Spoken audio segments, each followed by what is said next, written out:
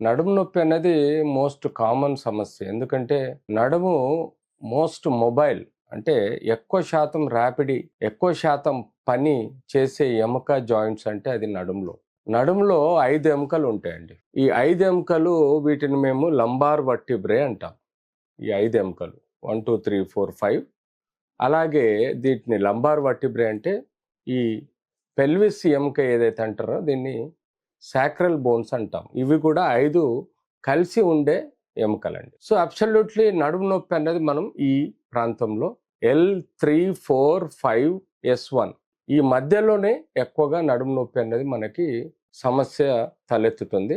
దీనిలో మనకు చాలా రకాల పార్ట్స్ ఉండటం వలన చాలా అంటే మన 50% బరువును ఈ ఎముకలు మోస్తాయి. 70% మూమెంట్ను కూడా ఈ ఎముకలే మోస్తాయి. మోస్ట్ సున్నితమైన ఏరియా కూడా ఇదే.